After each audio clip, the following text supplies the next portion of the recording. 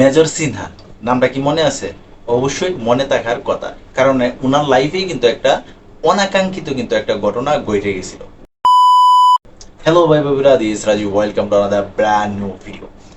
অনেকেই বলে, যারা কিনা সমালোচনা করে তারা কিন্তু বলে যে শাকিব খানের সিনেমা ঈদ ছাড়া আসে না। এবার কিন্তু শাকিব খানের সিনেমা ঈদ ছাড়া আসতে যেতেছে। শোনা যাইতেছে আগামী মাসে নাকি সেই সিনেমার শুটিং শুরু হইব। তাছাড়া এই সিনেমাটা নাকি 16ই ডিসেম্বরে রিলিজ দেওয়া হইব। তবে ক্যারেক্টারটা কি?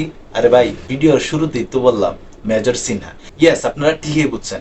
এবার মেজর সিনহার বায়োপিকে কিন্তু অভিনয় করতে যেতেছে মেগাস্টার কিং খান শাকিব খান, যেখানে কিনা একজন এক্স আর্মি হিসাবে কিন্তু অভিনয় করতে যেতেছে শাকিব খান, যেটা কিনা আমাদের বাংলা ফিল্ম ইন্ডাস্ট্রিতে এই প্রথম। তার আগে কিন্তু এই ধরনের ক্যারেক্টারে কোনো নায়ক অভিনয় করে নাই, এমনকি শাকিব খানও কিন্তু করে নাই। তবে এই যে মেজর সিনহার যে বায়োপিক, এখানে কিন্তু আমার মনে হয় এখানে অনেক কিছুই কাটছাট করা হইব। এমনকি এখানে ভালোবাসার নিদর্শনও রাখতে পারে। তাছাড়া মায়ের ফিট অ্যাকশন, মানে চতুর্দিক মিলাই কিন্তু এই সিনেমাটা হইতে যেতেছে। কারণ তবে এখানে মেজর সিনহার যে বায়োপিক, ওইখানে যদি ফুল স্টোরি যদি তুলে আনা হয়, আমার মনে হয় এই সিনেমাটা রিলিজে হইব না। বাংলাদেশের রাজনীতি সম্বন্ধে কিন্তু অনেক কিছু বুঝি। রানা প্লাজার কথা মনে আছে? সেই রানা প্লাজা সিনেমাটাই কিন্তু এখন পর্যন্ত রিলিজ দেওয়া হয় নাই, যার কারণে কিন্তু ওই সিনেমার প্রযোজক এবং পরিচালক কিন্তু একবারে পথে বসে গেছিল। তবে আমার মনে হয় নতুন যে পরিচালক, উনি এই ধরনের কোনো রিস্ক নেবে না।